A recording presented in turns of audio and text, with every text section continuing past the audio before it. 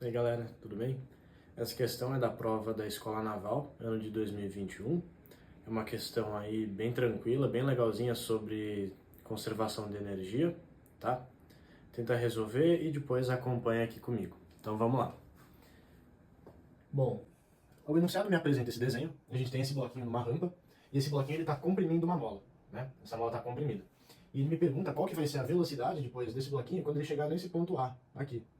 Eu quero saber qual vai ser a velocidade dele. Legal. E aqui eu tenho as informações, né, anotadas. A massa do meu bloquinho é de 1 kg, K, que é a constante da mola, né, a constante elástica, igual a 20 newtons por metro. X é a alongação dessa mola, né, a deformação na real, que essa mola está sofrendo, então no caso ela está sendo comprimida em 1 metro. E μ, isso aqui é a letra grega, μ, e indica pra gente então o coeficiente de atrito cinético, né, que vai ter nesse pedacinho do trajeto aqui, esse pedacinho em vermelho. Tá? Então vamos começar a questão, por onde a gente vai trabalhar aqui. A primeira coisa que a gente tem que se tocar é que na questão ele fala que a energia se conserva totalmente quando ele desce da rampa e entra aqui nesse plano reto, nesse plano horizontal. Ele fala que a energia se conserva totalmente. Isso é quase que um gatilho aí pra gente ter a dupla certeza de que tem que trabalhar com conservação de energia, tá? Então aqui eu vou lembrar primeiro algumas fórmulas para vocês, né? A primeira é da energia potencial gravitacional, que eu chamo de EPG. É massa vezes a gravidade, né, no caso a aceleração da gravidade, vezes a altura que esse objeto, né, se encontra. Eu tenho também a energia potencial elástica, que aqui eu vou chamar de EPE, que é a constante elástica da mola, vezes a deformação da mola ao quadrado, dividido por 2. Isso aqui é a energia potencial elástica. E por último, a energia cinética, que eu vou chamar de EC, e ela é mv quadrado sobre 2. Essa aqui é a classe quântica. Então esses aqui são os 3 tipos de energia que a gente vai usar para essa questão. Ah, e claro, né, a energia mecânica é a soma de todas elas. Beleza. Olhando esse bloquinho então, que eu desenho do lado para a gente ver melhor, a gente vai começar descobrindo, né, qual que é a energia mecânica que ele tem ali acumulada quando ele está no topo dessa rampa. Por quê? Porque, bom, como eu comentei antes com você, a energia mecânica, comumente ela é energia cinética mais energia potencial gravitacional.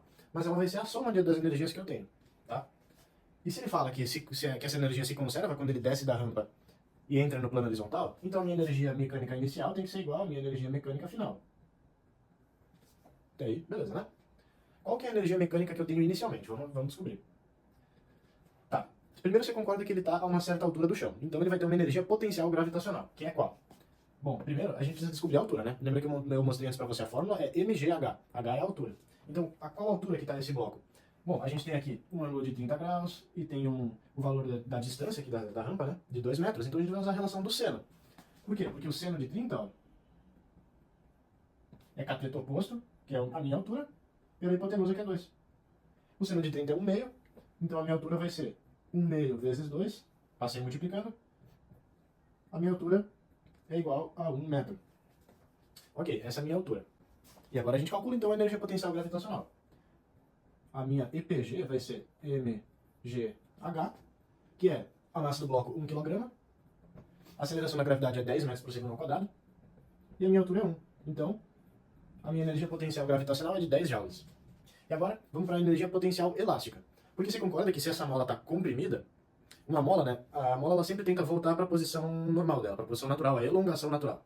Então, se eu comprimo essa mola, ela está exercendo força para as extremidades, né? Porque ela quer voltar para o comprimento original. Da mesma forma, se eu puxo uma mola, ela faz força para dentro e ela quer voltar para o comprimento natural. Então a gente vai ter, né? Já que essa mola está comprimida, ela está empurrando o meu bloquinho para baixo. Então ela também participa dessa brincadeira aí. Qual que vai ser então a minha energia potencial elástica? A minha energia é K vezes X ao quadrado sobre 2.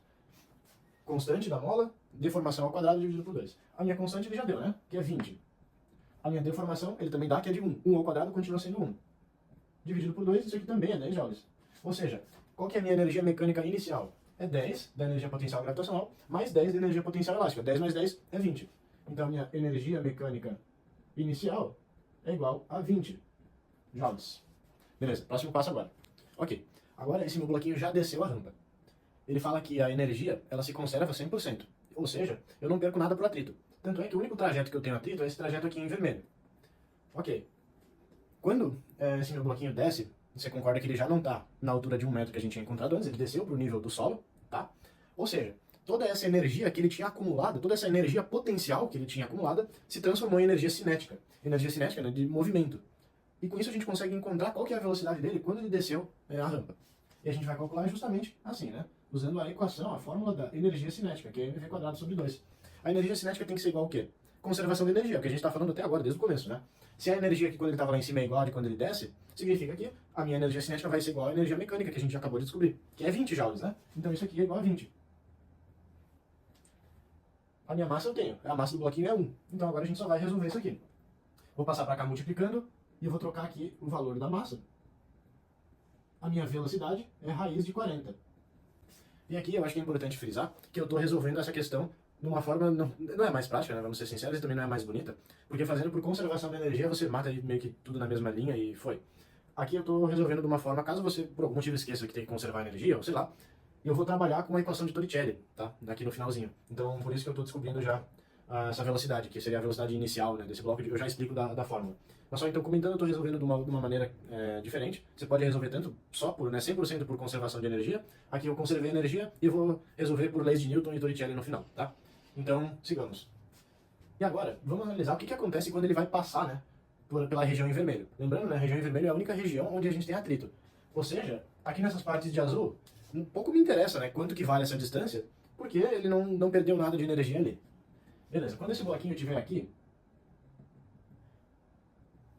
a gente vai agora analisar quais forças que estão atuando sobre ele. Se a gente ver, né, a gente tem uma força peso para cá, uma força normal para cá, só que elas são de mesmo módulo, então, dane-se. A gente corta e só ignora elas, né? Só que eu estou passando por um trajeto onde tem atrito. O atrito é sempre contrário ao movimento. Ou pelo menos normalmente contrário ao movimento. Se eu tenho um bloco vindo para cá, ele passa por um trajeto com atrito, o atrito está resistindo ao movimento dele. Então o atrito aponta na direção contrária, beleza? Aqui eu tenho uma força de atrito, que eu chamo de FAT, né, de força de atrito. Ou seja, a minha força resultante é igual à minha força de atrito. E aqui você note que é somente igual à força de atrito porque eu só tenho ela, né? Aqui eu anulei essas duas, para cá. A única força que eu tinha é quando a mola empurrou o bloquinho lá em cima. E a força peso, né? Mas enfim, depois que esse bloquinho desceu, agora ele pegou velocidade, ele está no embalo, está passando pelo trajeto sem atrito, mas não tem nenhuma força atuando sobre ele, né, diretamente para que faça ele ir para lá, nessa direção. Quando ele passa pela região com atrito, então essa região ali, essa força vai atuar, né, tomando uma parte dessa energia. Beleza. Só que, né, lembrando, como eu acabei de falar, como o meu bloco está indo num sentido e o atrito está contrário a ele, a minha força de atrito ela é negativa. Beleza. E agora o que eu vou fazer? Eu vou utilizar a segunda lei de Newton. A segunda lei de Newton, caso você não se lembre, é a classicona força igual a massa vezes a aceleração. Tá? Por quê? Porque eu tenho todos os valores necessários para descobrir qual que é o valor da minha força de atrito. Se eu descubro o valor da força de atrito, eu consigo jogar nessa fórmula para descobrir qual que é o valor que a força imprime, né, de aceleração no meu bloco, quando ele passa por lá. Se eu descubro qual que é o valor impresso no meu bloco, né, dessa aceleração, eu consigo calcular depois o quanto que ele desacelera no final. Tá? Força de atrito é o quê? Força de atrito é igual a constante de atrito cinético vezes a massa vezes a gravidade, né? Isso aqui é a força peso, né? A força normal. O atrito se calcula com a normal, mas como ele está aqui num plano horizontal, vai ser igual a força peso, tá? 0,2 vezes 1 vezes 10, ou seja, a força de atrito é igual a 2 newtons, né? Lembrando, está negativa, né? Menos 2 newtons. Agora a gente vai jogar na fórmula das leis de Newton. Força igual a massa vezes a aceleração. Então, menos 2 igual a massa do bloquinho, que é 1, vezes a aceleração. A aceleração do meu bloquinho é menos 2 metros por segundo ao quadrado. Essa aceleração que eu estou falando é a aceleração somente nesse trajeto aqui, no trajeto em vermelho, tá?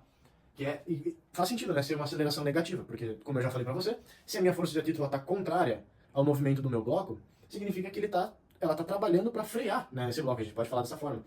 E se ela está trabalhando para frear o bloco, faz sentido que a aceleração seja negativa, né? Se fosse positiva, estaria aumentando a velocidade dele. Não está. Está freando ele. Ou seja, a aceleração é negativa. Legal. E agora a gente vai aplicar na fórmula de Torricelli. Essa aqui é a equação de Torricelli. Eu acho que é assim que escreve Torricelli, eu sempre me confundo. Mas enfim. O que ela me diz? Me diz que a minha velocidade final ao quadrado é igual à velocidade inicial ao quadrado mais 2 vezes a aceleração vezes o trajeto que eu percorri.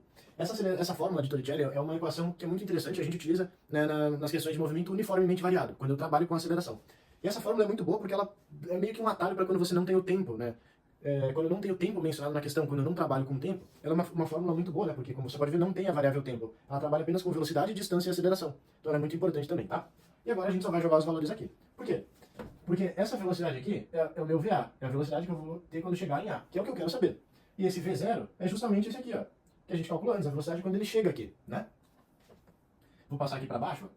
Então a minha velocidade que eu quero descobrir é igual a V0 ao quadrado. Esse V0, lembrando, né, ele era a raiz de 40. Então é raiz de 40 ao quadrado mais 2 vezes a aceleração, lembrando é negativa, né, menos 2, vezes a distância. O enunciado me diz que esse trajeto tem 1 metro. Então, 1. Legal? Raiz de 40 ao quadrado é o quê? 40, né? Menos com mais é menos, então, menos 4. 2 vezes 2, 4, né? 40 menos 4 é 36. Ou seja, VA é a raiz de 36, que por sua vez é 6 metros por segundo. Essa é a velocidade que ele vai ter, então, quando chegar no ponto A depois de passar dessa região aí com atrito, beleza?